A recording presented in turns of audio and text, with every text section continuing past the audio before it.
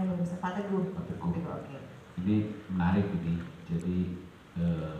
Jadi kalau karakter atau sifat itu genetik diturunkan, apakah kira-kira itu bisa dibina atau bisa dilatih dari kecil? Nah, itu pertanyaan mendasar juga kalau ilmu psikologi yang paling dasar itu, Pak.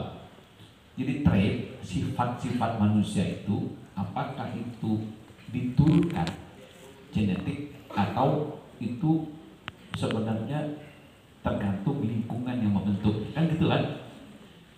Nah,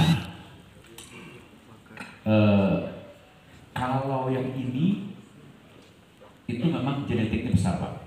Soal intelijensi, kejeniusan ataupun cacat mental itu faktor genetiknya nggak besar. Jadi sumbernya di otak. Jadi kalau kurang gizi dari kecil, kena stunting dan macam-macam itu, memang selesai nasib kita, Pak. Jadi saya bukan kepanjangan udah lewat waktu dulu itu dibilang, wih jangan omong sih programnya omong-omong soal makan siang bergizi gitu. Itu sebenarnya masuk akal. Jadi kalau bangsa itu gizinya kurang, itu memang jangan berharap dia cerdas, itu satu. Jadi kalau misalnya yang kecerdasan itu kuat genetiknya. Oke. Itu kalau kita bicara IQ bener, yang IQ yang dasarnya biologi. Jadi kalau tanya itu kalau udah kurang gizi dari kandungan, terus dia lahir juga nggak dapat gizi yang bagus, 5 years 5 tahun pertama yang disebut dengan golden period itu stunting, semua urusannya selesai kita sebagai bangsa. Makanya data kita bahwa kita itu rata-rata populasi kita IQ-nya berapa? 79 nggak salah, rendah banget, 78 gitu loh. Di seluruh bangsa di dunia itu kita cuma 10 di bawah, itu kan menyedihkan. Jadi kalau itu diintervensi dengan perbaikan gizi itu masuk akal. Nah, persoalan bahwa itu nanti tata kelola seperti apa itu urusan lain lagi. Oke ya, itu duduk dulu persoalan satu. Oke, saya katakanlah bahwa secara gizi, secara nutrisi kita udah gak bermasalah. Katakanlah seperti itu ya. Dan baru kita bicara nanti gimana karakter tadi sifat-sifat itu ya, sifat-sifat itu yang mungkin nanti akan bervariasi dari satu anak ke anak lain, dari satu rumah ke rumah lain, dari satu daerah ke daerah lain. Oke, kalau kita bicara tentang mensciencekan society, ini kira-kira kita bicara begini ya. Jadi gimana kita bangsa yang tumbuh untuk penghormatan yang tinggi terhadap ilmu, pengetahuan, riset, teknologi, dan supaya kita mencita-citakan bangsa yang memang akan besar karena kemampuan nilai tambah berbasis inovasi ide.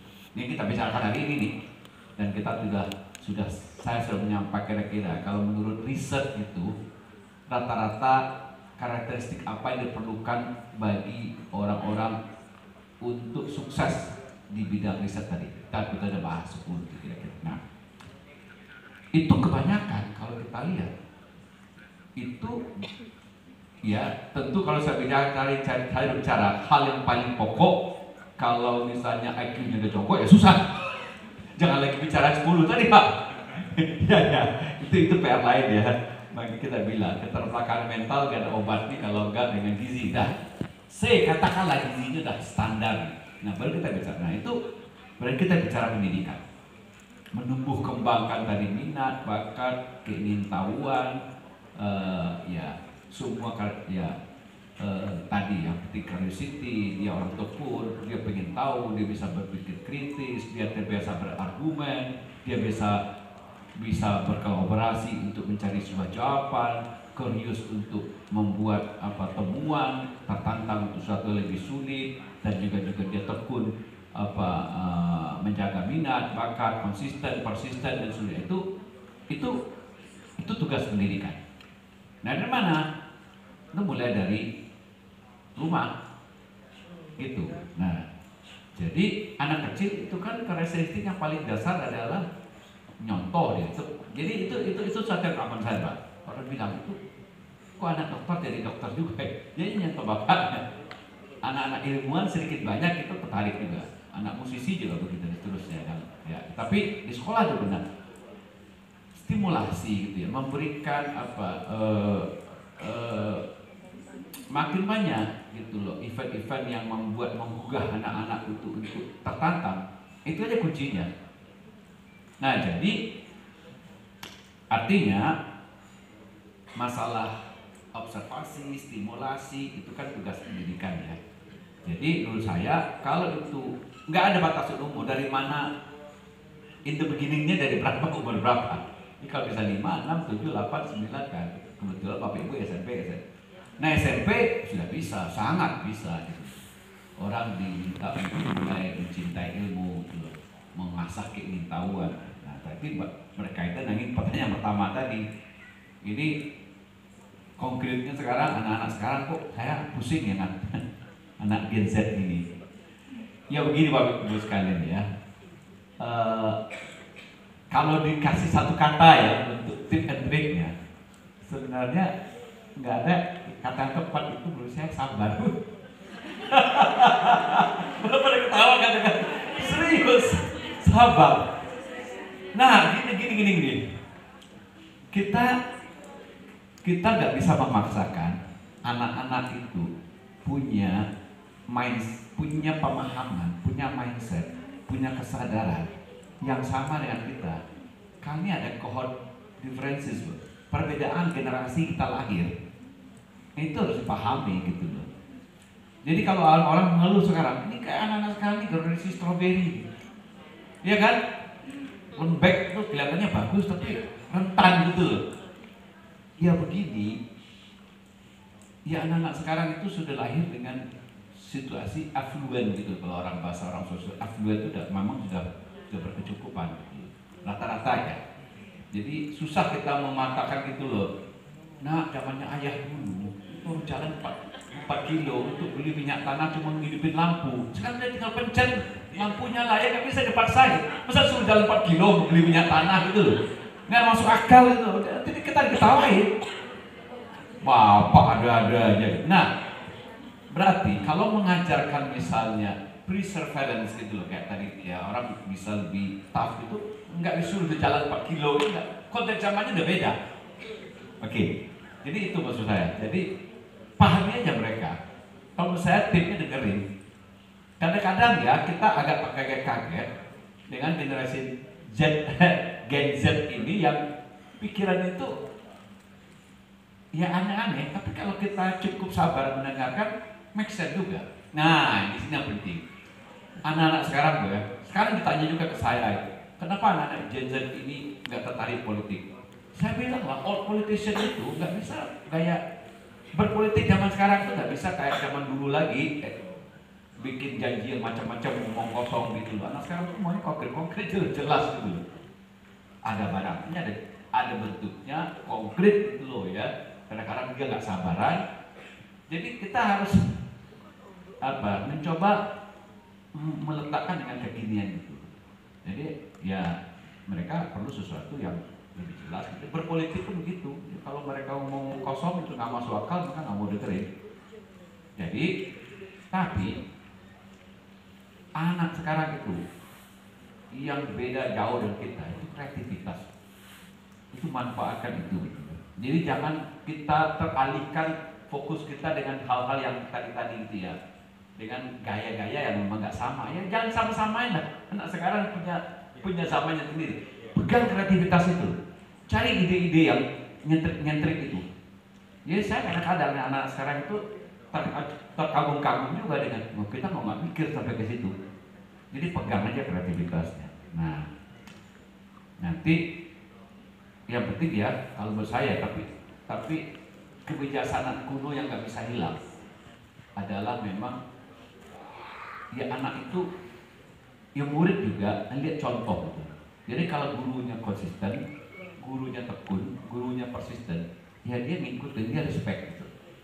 Jadi kita nggak bisa maksa anak itu respect gitu. Kita hormatilah saya gitu loh.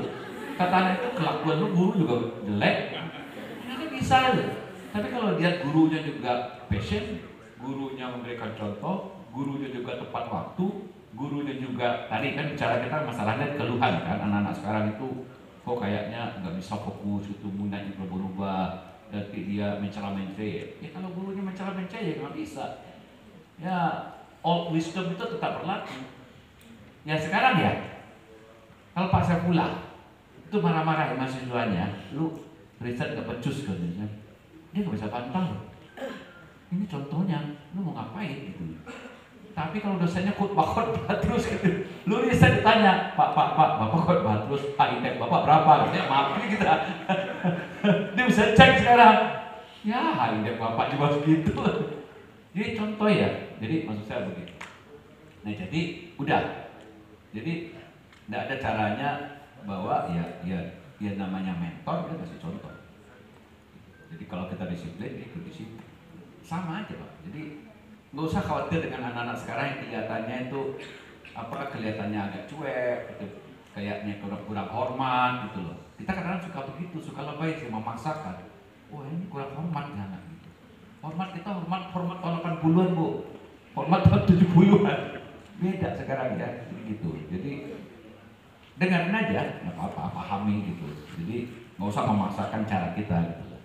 Ikutin aja gitu. Yang penting kita pegang komitmen, ujungnya pegang. Pokoknya kalau kamu nggak bisa ini, tepat waktu, ini yang ibu mau, ini pegang.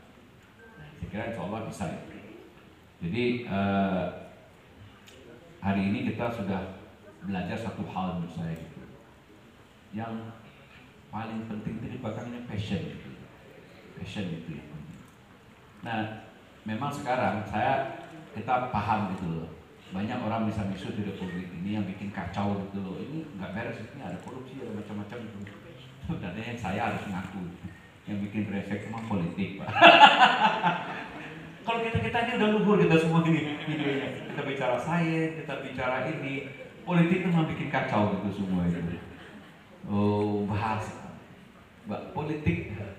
Ini kacau sekarang ada kemarin terkaget-kaget itu politik itu tiba-tiba ada hukum, ada hakim yang disuap bisa 1 triliun segala macam gitu-gitu lah.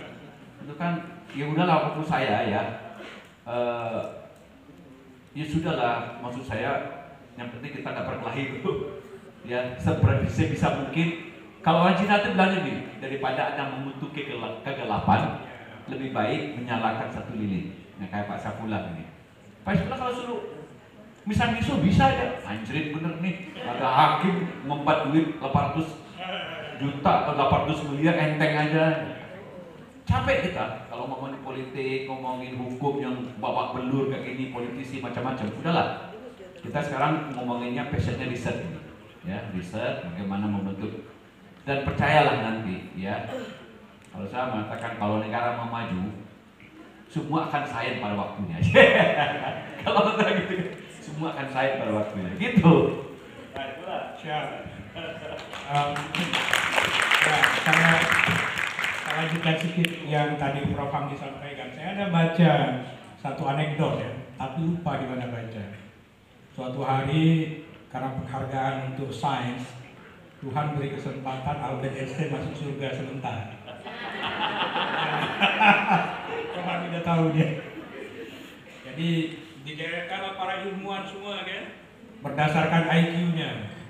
Perkenalkanlah kepada Habibie Einstein. Ini Habibie, orang IQ-nya 180 atau berapa gitu ya. Terus Albert Einstein, oke, we talk about maths, ya. Dia bicara tentang matematik dan lain-lain. Kemudian di sebelahnya ada IQ-nya itu sekitar 150 kayak gitu. Albert Einstein pikir sebentar bicara apa ya? Oke, kita bicara terkait dengan ilmu alam, biologi dan lain-lain gitu kan. Terus sampai terakhir ada orang yang IQ-nya itu 60, 78, 60 ke bawah. Penting Albert Einstein kan mau bicara apa? Matematik udah, fisika udah, kimia semua udah ya. Ini yang 70 ini kayak mana lah cara? Akhirnya Albert Einstein bilang, oke, mari kita bicara politik.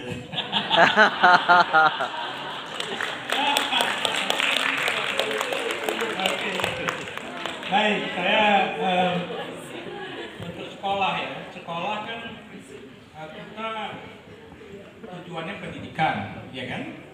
Nah, jadi kalau riset-riset dan apa yang tadi saya paparkan, kalau kita mau hadirkan ke sekolah misalnya, itu kita nggak bisa terlalu berharap sama yang orang datang dan pergi.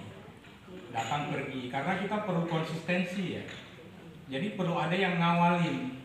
Seperti saya Nilam ini udah 10 tahun. Saya udah 4 kali minta berhenti ke rektor untuk jangan lagi jadi kepala ARC itu. Karena sekarang saya direktur bisnis di kampus. Mikirinnya 16 bisnis. Ya. Saya sebenarnya nggak muda lagi Bapak Ibu sekalian. 25 tahun juga jadi dosen. Kenapa looks muda? Itu karena pakai anti aging. Oh. Masuk. Olahraga, gitu kan? Jadi beliau tetap muda dan energi. Oke, jadi yang bisa menjadi tulang punggung di sekolah itu saya pikir adalah guru. Guru yang akan terus menghabiskan hidupnya di situ secara lama. Jadi kita ciptakanlah tadi yang mulai dari hulu sampai dengan hilir, dengan tim, dengan ekosistem yang baik-baik itu, di mana nanti anak-anak murid kita masuklah ke ruangan itu. Ruang ini maksudnya ruang inovasi, riset dan inovasi, kita ciptakan ruangnya, ada kepala ruangnya, jadi kepala sekolah membentuk tim riset dan pengembangan riset dan inovasi, di mana kita mulai kembangkan sekolah inovatif, produk-produk bisa kita kembangkan. Kami di Aceh banyak mensupport sekolah-sekolah ya, di mana sekolah-sekolah itu bisa kembangkan produk-produk, jadi ada produk.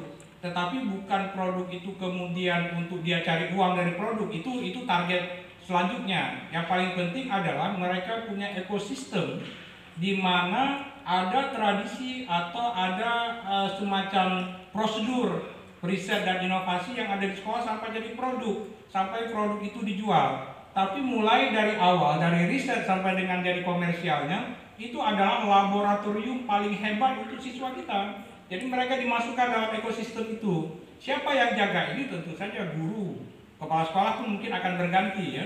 Guru yang didedikasikan, yang bisa mengawal itu semua, sehingga kemudian ini bisa menjadi semacam ruang atau kawah candra di muka untuk membina anak-anak muda kita dari SMA itu memiliki tradisi dan pengalaman riset sejak dini.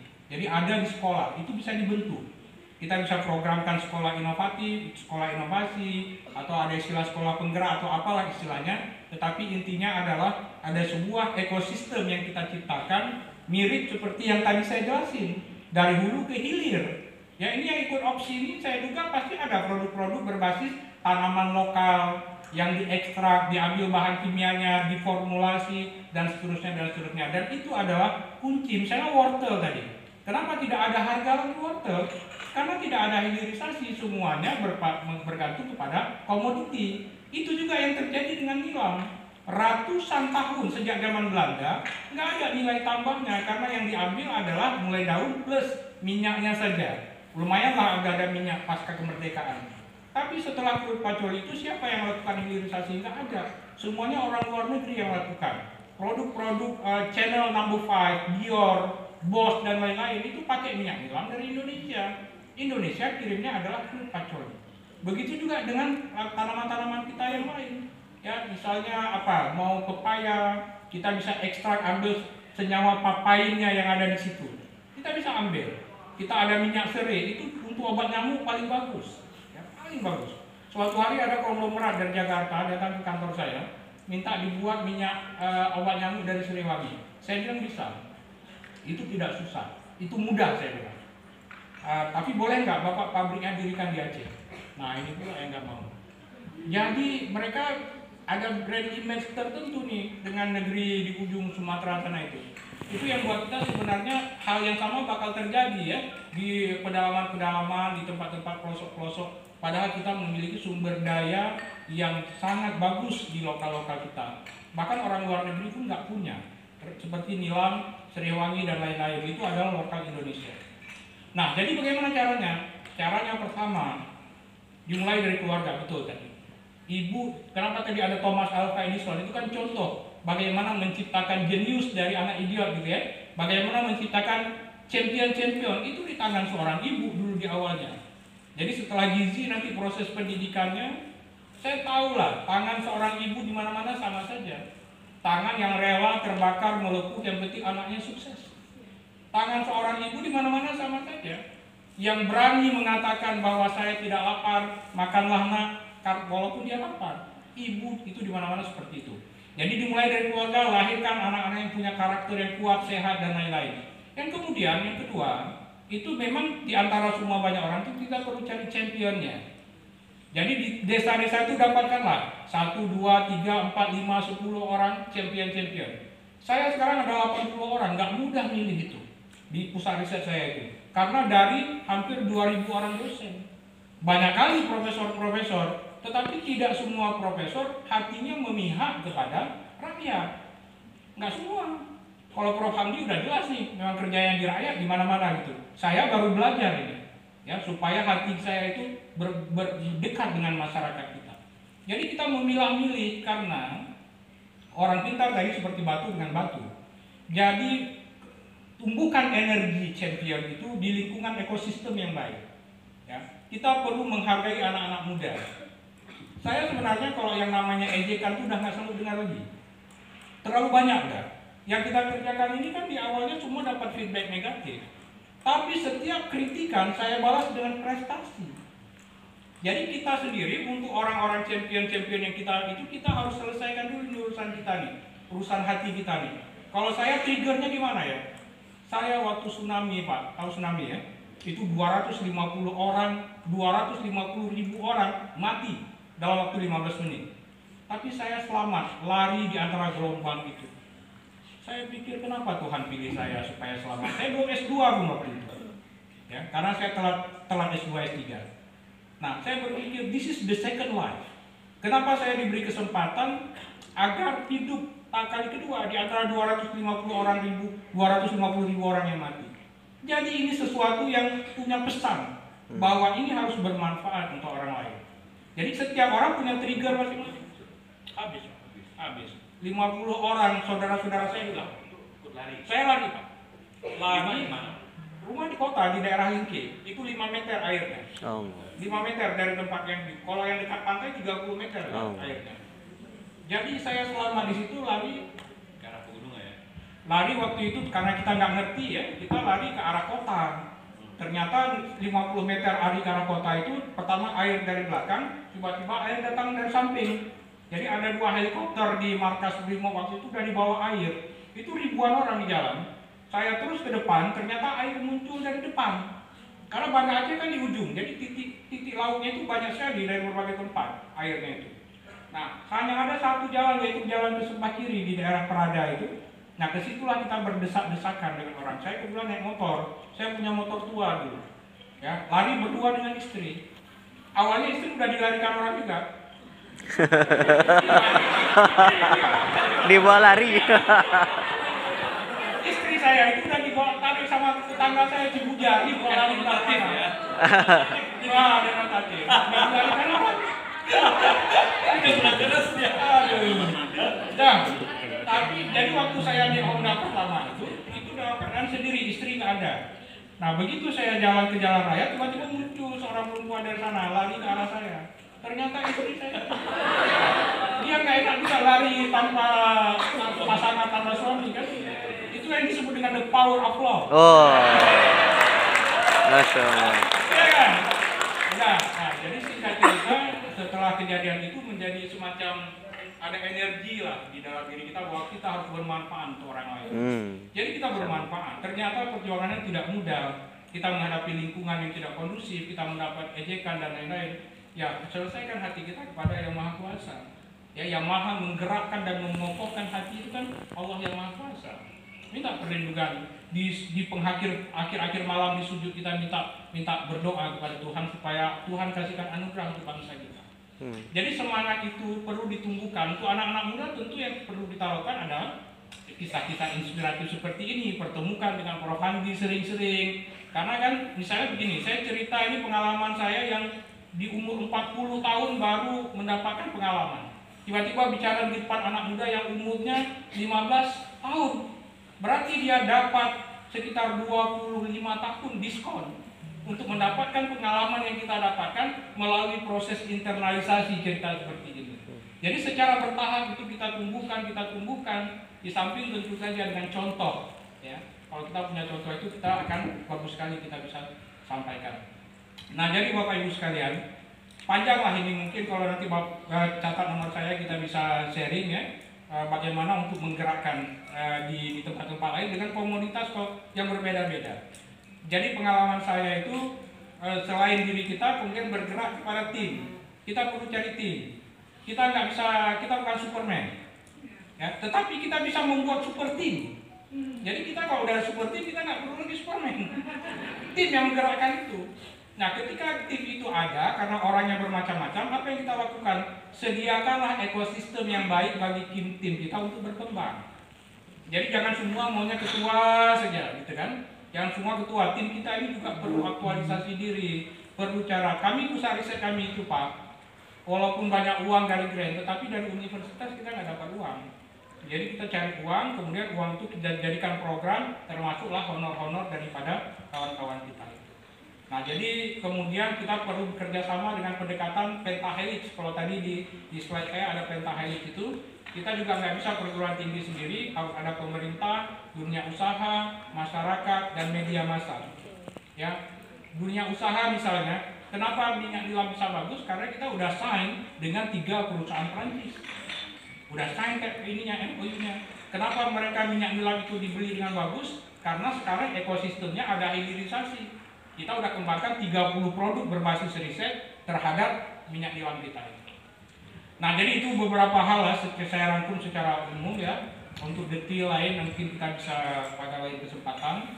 Nanti saya kasih nomor dan slide saya ini boleh dibagi panitia. Terima kasih.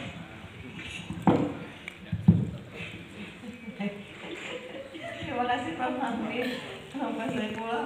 Baik, sudah terjawab dengan lengkap dan jelas sekali sepertinya ya dari 3 penanya tadi. Kita buka sesi kedua. Oh ya, boleh Bapak. 1 yang belakang ya, 2 yang baju hitam, 1 lagi yang ibu ya, ibu yang belakang ya. Mulai dari Bapak batik depan. Oh, yang depan Mas Nafi.